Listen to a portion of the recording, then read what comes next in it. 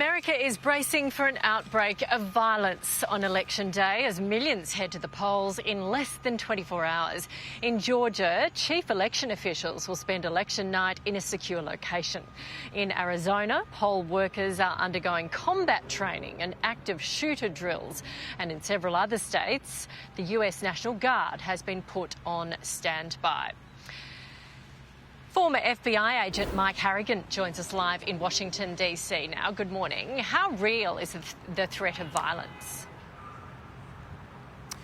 Well, given the past 8 years, we've seen a lot of politically inspired violence around the country. And D.C. suffered it here both in 16 and in 21 after the election then. So I think there's a good probability that some individuals will protest the results of this election and may take to the streets here in D.C. What we don't know is how violent that would get or who they would be at this point.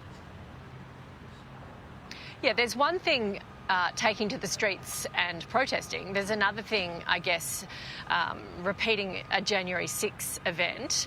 Will it matter who wins or who loses as to how serious we think this will get? I don't think it really matters. I mean, if you look at D.C. as a whole, there's protests here every single day, mostly around the White House, but the Capitol too, the Supreme Court. So D.C. is very used to protests.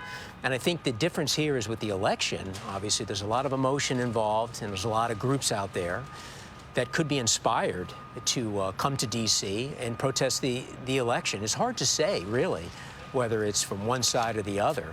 But I think what you see is that the city of D.C. and the federal government have done extensive preparations over the last several months for the election and for the results. So they're not too concerned here in government who wins as far as the propensity for violence. They're just being prepared overall to address any type of group that comes together and any potential for violence. But it really could be across the spectrum. It's really hard to say at this point.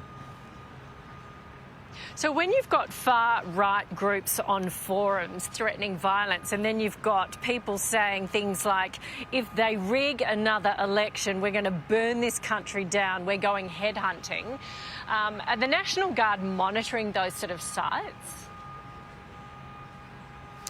I think it's probably less the National Guard. The National Guard is more of a reactive force to provide infrastructure protection here in D.C., but I think what you see is the intelligence community, the FBI, the Secret Service, other agencies are working very closely with state and local agencies to look at this information that comes in over the internet, to look at threats that individuals may voice, and to track that and to see if there's a potential for that to materialize into action.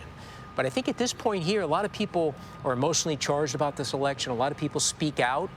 And so I think the law enforcement infrastructure here is less concerned about what is said than more about the possibility of those groups coming to D.C. and causing violence. So I think you have to look a little deeper here into what comes over the internet, because a lot of people will say things in the moment, frustrated on the overall state of the country or the election.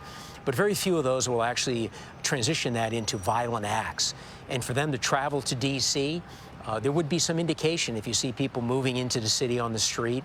And I think the city is very prepared to react to that and take the measures necessary to protect both people and businesses and government buildings here in D.C. So I think we'll have to see how it goes. I think you saw in 16 after the election, you saw a violence outbreak across the country when Trump was elected. But in 20, when Biden was elected, you didn't see that same outbreak of violence in and around the election itself. So, again, this is a different election, so we'll have to see what exactly happens. Yeah, Michael Harrigan, thank you very much for your insight this morning.